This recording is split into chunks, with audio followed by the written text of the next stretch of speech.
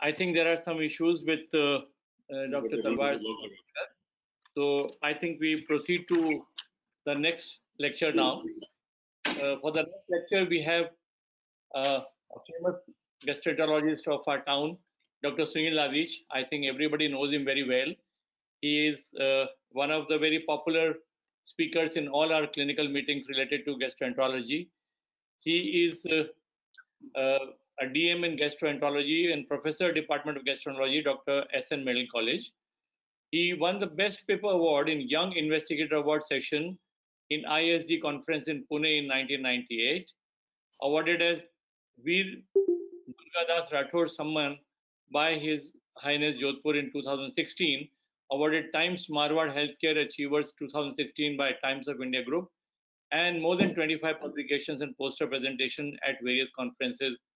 The list is very long, but because we are short of time, I think we shift over to Dr. Dadish for his topic.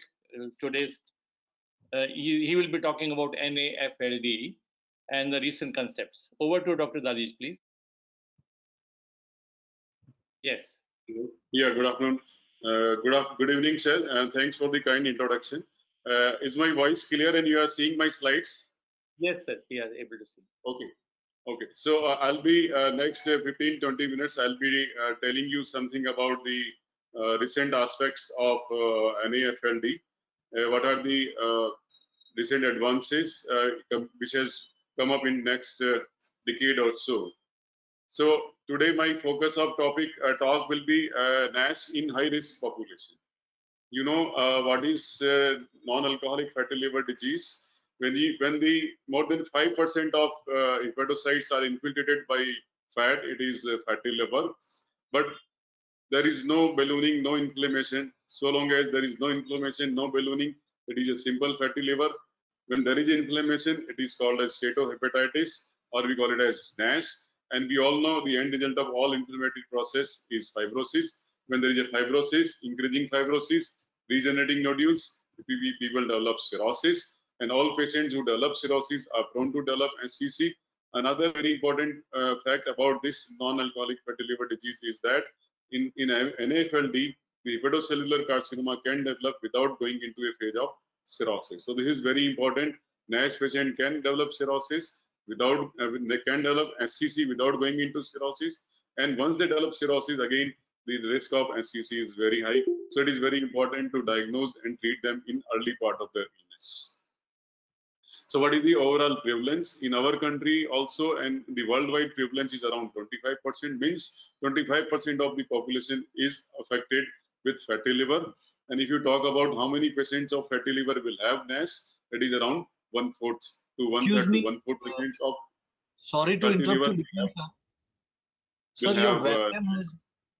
Sir, your webcam who develop NASH, around 1/4 of them will develop into cirrhosis over the period of 10 years. And those who develop cirrhosis, they develop advanced cirrhosis around 20% in next 2 years.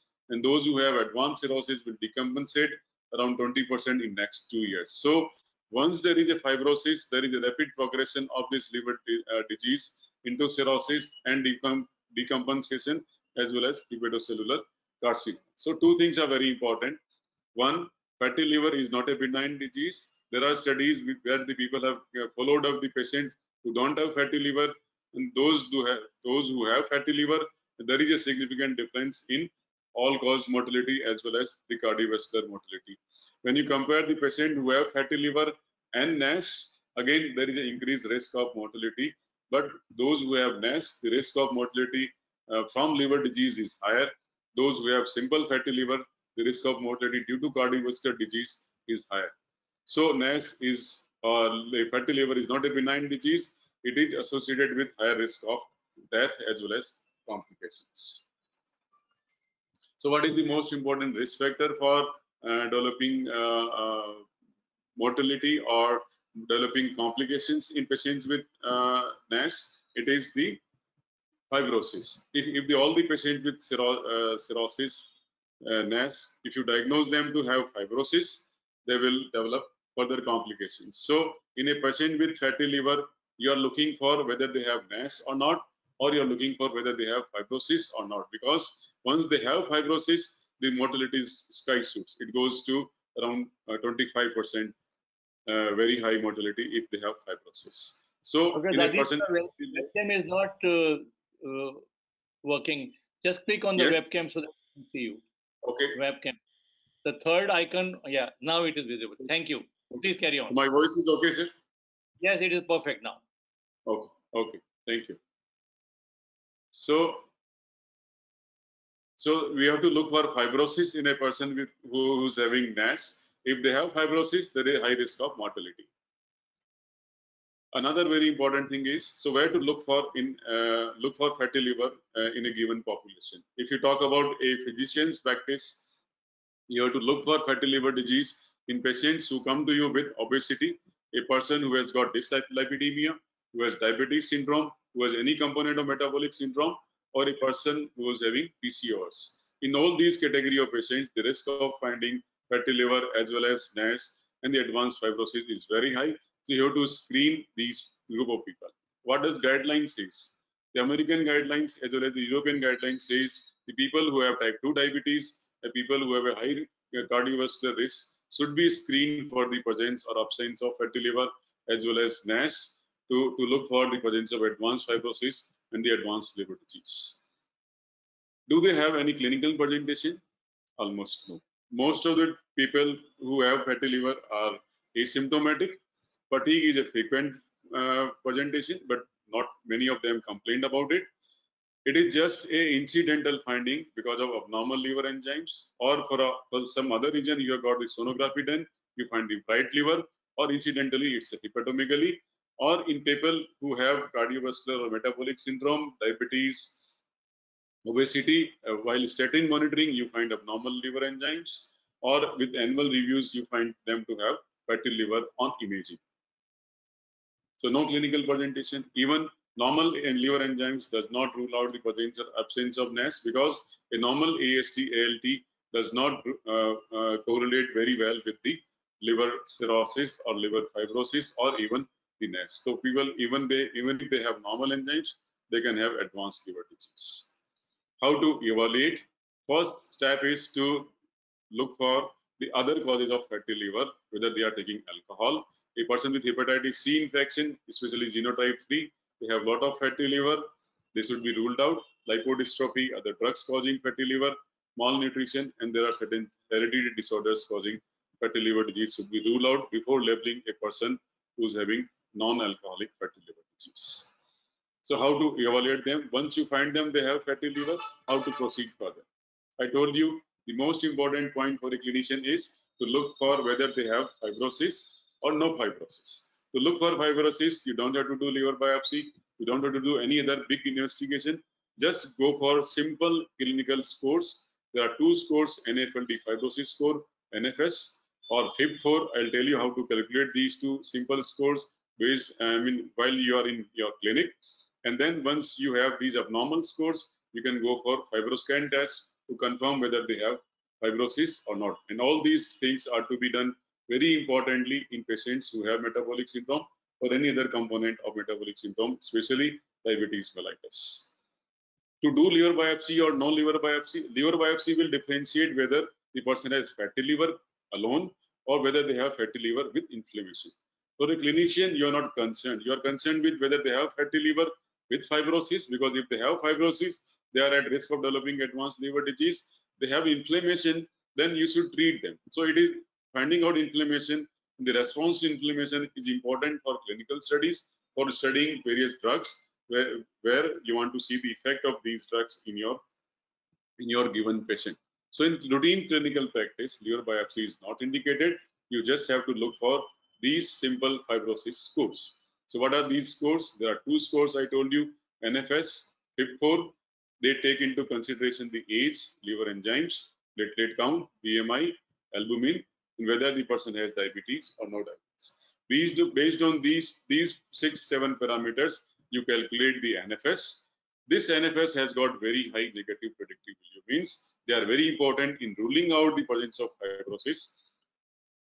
And the FIB4 takes into account these simple 4 parameters: age, AST, ALT, and platelet. Again, this has got a higher negative predicting value, means they are very important in ruling out the absence of fibrosis, significant fibrosis. So based on these two scores, you can rule out the fibrosis, or you can say that the person has fibrosis, and there could be some people who are falling in between. For those intermediate category patients, you subject them for fibroscan testing, which is a vibration controlled transient elastography. Again, very simple, 5 minutes job, ultrasound based technique. It tells you about the fibroscan, the liver value in kilopascal units. Less than 6, it's normal. Up to 6 to 8, it is a mild grade of fibrosis, F1, F2. 8 to 12, it is bridging fibrosis, F3 fibrosis. If they have value more than 12, it is cirrhosis. Again, this investigation has got a very high negative predictive value, means they are very important in ruling out the advanced cirrhosis. Very important. So in a person with fatty liver, go for the non-invasive parameters, NFS score, FIB4, and then if they are high, go confirm your finding with the help of fibroscan. If they have high value, that means the person requires attention for his liver disease.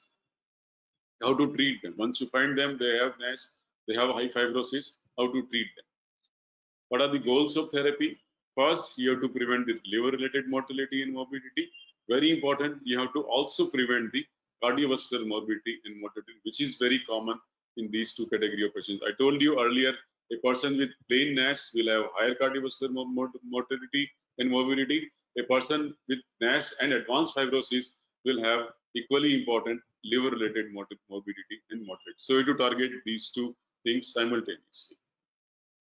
Very important, the best way to remove fat in your body is to lose weight. So if a person loses 3% of its weight, there is improvement in steatosis. A person loses 5% of its weight, there is improvement in inflammation. 7% weight loss leads to resolution of NASH.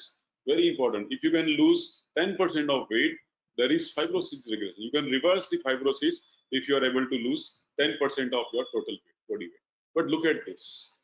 The people sustaining weight loss at the end of 1 year, very less than 10%. So they can lose 5%, 10% of their weight, leading to fibrosis regression. It's very difficult to maintain that weight lost at the end of 1 year. So you may require drug treatment to reverse these processes. So there are pathophysiological processes which can be targeted in these category of patients. You know, this is the stage where you have the fat accumulation in the liver. There is abnormal lipid metabolism leading to fat accumulation in the liver. And this is fatty liver, and this fatty liver goes into a phase of inflammation, fibrosis, and cirrhosis.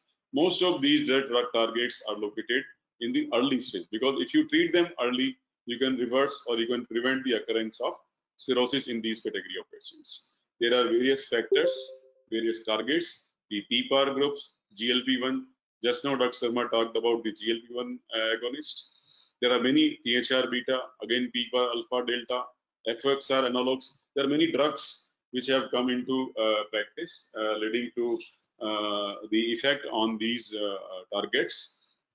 The glitazones, glutides, SGLT2 inhibitors, again the combination of PPAR alpha delta and the PPAR alpha gamma agonist based agonist. And then you have fibrosis. And there are later group in the later classes of the drugs. You have the antifibrotic compounds which are used in advanced stage of cirrhosis. How to approach a person who has got NASH? First, you have to lose weight either by diet, exercise, or in morbidly obese person, you subject them for bariatric surgery. Again, you target their metabolic syndrome, treat hypertension, treat diabetes, treat lipids. You use drugs, statins, and others. Then liver-directed therapies, I'll discuss one by one. The currently available FDA-approved drugs are pioglitazone, liraglutide, and not FDA-approved yet, vitamin E. Vitamin E is an antioxidant, non-specific, improve the inflammation and improve the fibrosis.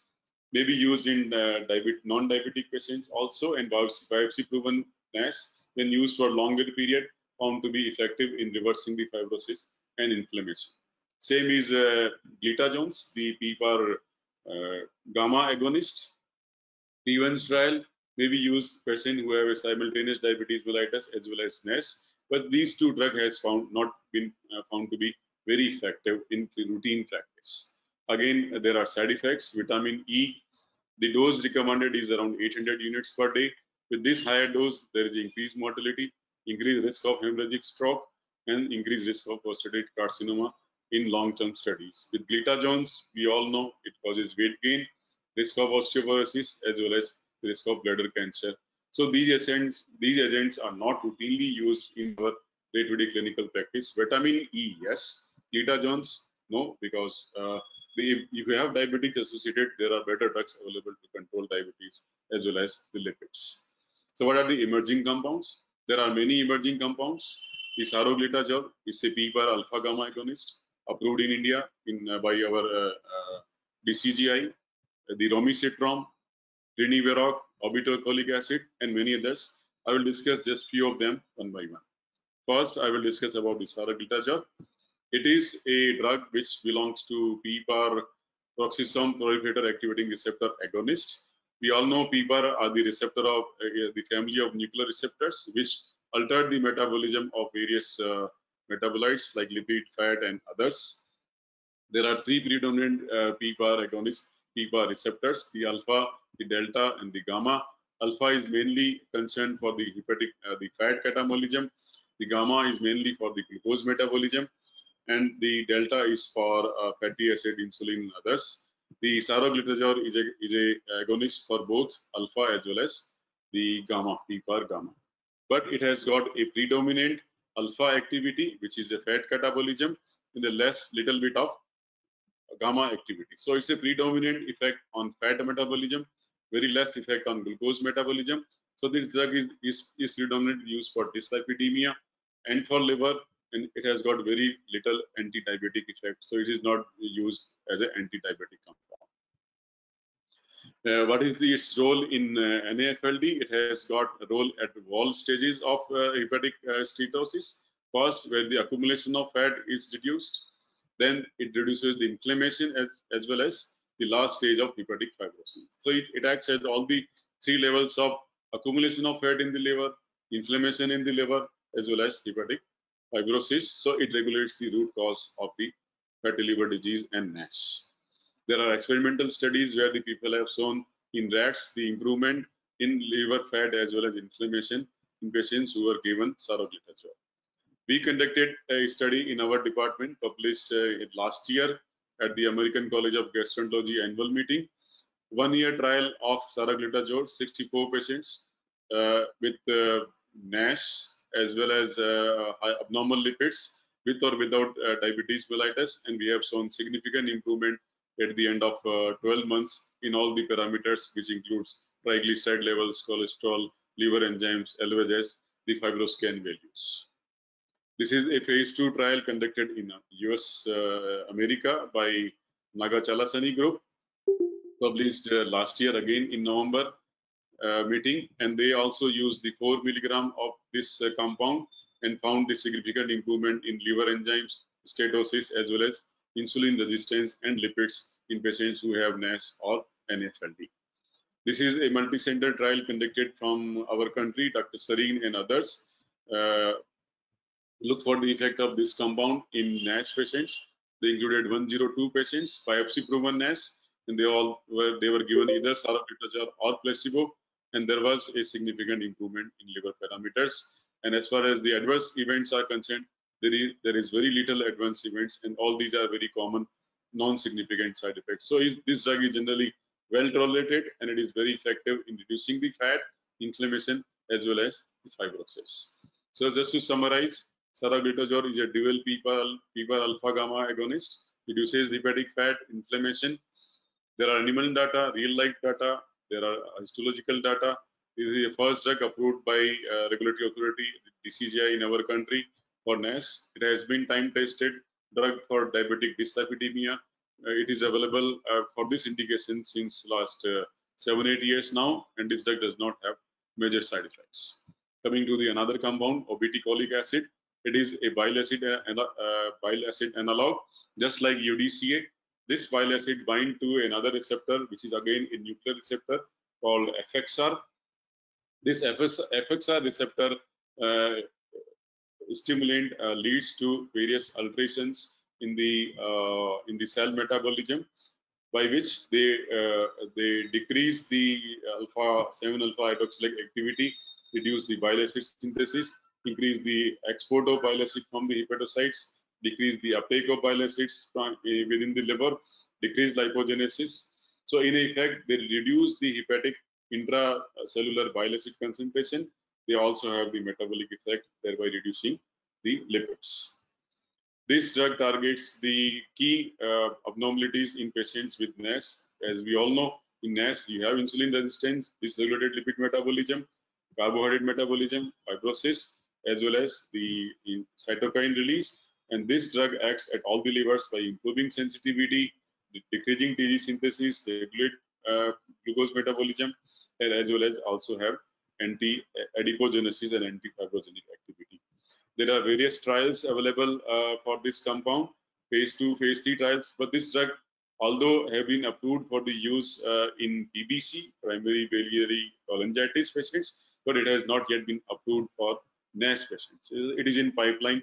I think in next year or so, we'll get this drug approved for this indication also. Another very interesting compound is resmetirom.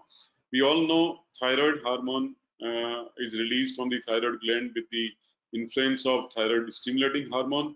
This thyroid gland releases T4. T4 goes to the liver, and the activated form of thyroid hormone is released, which is T3. T3 act on the thyroid hormone receptors. And there are two types of thyroid hormone receptors in our body. One is alpha, other is beta. Alpha receptors are located predominantly in the heart. They exert their cardiac action. The beta receptors are located in the liver. And in the liver, the beta receptors are responsible for the stimulation of fat catabolism. So in NASH patients, there are studies where they are found to have a liver-specific hypothyroidism, where there is a reduced conversion of T4 to T3. So there is decreased degradation of thyroid hormone because of release of this enzyme from the stellate cells. So they have liver-specific hypothyroidism. So if you have a compound which can stimulate the beta receptors of thyroid hormone in the liver, it can accelerate the metabolism of fat in the liver. So you have a THR, thyroid hormone receptor beta agonist compound available, has been studied in phase 2 trial. This compound MGL and placebo used for 30 weeks, 36 weeks, and it has been found to be having positive effects on lipids, triglycerides, apolipoproteins, as well as lipoproteins. And there are very little side effects. So again, a promising compound in evolution. Just to summarize the management of NASH, you have to lose weight, at least target 10%, at least go for 5% weight loss by diet control, by exercise. Those who have morbidly obesity, they can be subjected for bariatric surgery. Its role in NASH is controversial. What diet do you suggest? You suggest them for hypocaloric diet. Again, less carbohydrate, low calorie and less carbohydrate along with exercise will induce weight loss. Sedentary lifestyle promotes body weight, central adiposity, insulin resistance, many effects. So the person should be up and about. The recommended exercise schedule is at least 150 minutes per week. Every person should follow this exercise schedule at least in their life. What about the use of statin in patients with NASH? I told you in the beginning, the NASH patients are at a higher risk of developing cardiovascular complications. So it's okay to give them statins. Those who already have NAFLD or NASH or fibrosis, again, if you want to use statins for dyslipidemia, they're not contraindicated. So statin can be used, should be used in patients who have metabolic syndrome and NASH, and they are not contraindicated in person, even if they have the liver disease. So to summarize, whenever you find a fat in the liver, you look for presence of fibrosis or NASH. How to look for fibrosis? Non-invasive methods, simple clinical score, NFL score, FIB4, APRI index. If positive, go for fibroscan to confirm. Once you find them fibrosis, set them for another site. To diagnose NASH, you have to go for liver biopsy. If you have fibrosis present, evaluate for the severity of liver disease, rule out other causes of liver disease. Liver-related mortality is very high in these patients, so you target the primary liver disease prevent the complication, better to refer them to a gastroenterology unit to treat their liver disease. If you don't find fibrosis, your concentration should be on cardiovascular risk, because in these patients, cardiovascular mortality is very high. Look for risk factors: obesity, diabetes, lipids, treat them, encourage weight loss by diet or exercise or by bariatric surgery. So the key take-home points are: non-alcoholic fatty liver disease and NAS are very common in clinical practice.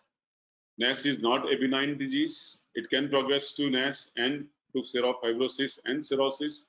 There are very simple clinical markers by which you can diagnose the person at risk of developing NAS and advanced fibrosis. Weight loss with lifestyle modification can improve steatosis and fibrosis, and there are drugs which are now available to reverse this process. Thank you very much. Thank you very much, Dr. Dadish. It was a very crisp and very quick, very good discussion. And your research on this has already been, it is there in the documents already. You had told us last time also. Now, what about people who are of normal weight? Even they will be benefited with loss of weight, or with not? Yes, people the who are not obese. Those who have obesity, there are 70-80% chances that they are already having fatty liver disease, and around 20% of those who have fatty liver will likely to have advanced fibrosis already in their liver. So obese people, if you reduce weight, it's good for them. It will reverse the NAS as well as NAFLD in early stage. There is another entity which is called lean NAS, where the people are not obese and still they have fatty liver.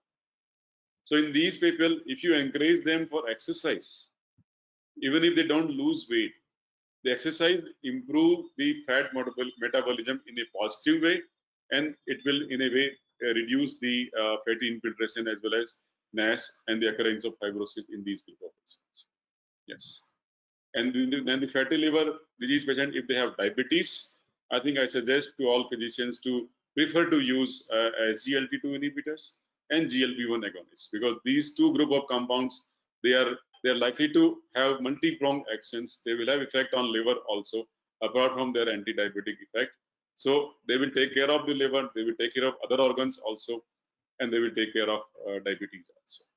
So metformin, SGLT2 and GLP-1 are the ones which are to be preferred for diabetic patients who are having fatty liver disease. Okay, I have one question. Yes. Yeah, what is the place of SGLT2 inhibitors in reversing fibrosis? Because we know empagliflozin has had good effect in decreasing the fibrosis. And there was one study from India. Yes. It was there. From Dr. Ambrish Mittal, and they found it but it has not yet been tried in many other studies. It's only single study so far. Theoretically, drug has been very effective as in diabetes as well as the liver problem. You require further studies to be recommended as a routine practice in these group of patients. I think if you talk about our society, we now talk about why shouldn't we treat diabetes now? If the person with fatty liver with diabetes comes to us, I think we should take over their liver as well as the diabetes part and give them the compounds which take care of both fatty liver as well as the diabetes, and treat them accordingly to prevent the long-term complications of diabetes. SGLT2 inhibitors. You will have competitors in next coming years. SGLT2 inhibitors have given food for thought for both cardiologists as well as gastroenterologists. Yes. So I think the drug will be shared with engrossing your area. Yes. and nephrologists also. So, is there any other questions? Please go ahead. Or then. Okay, thank you very much, Dr. Dadish. It was a very lucid and a very complete presentation. This is what was expected when I told you that you have to talk about FLD. And I know your vast experience on this process. You have been discussing it time and again before also. Thank you very much for the time given. Thank you very much, sir.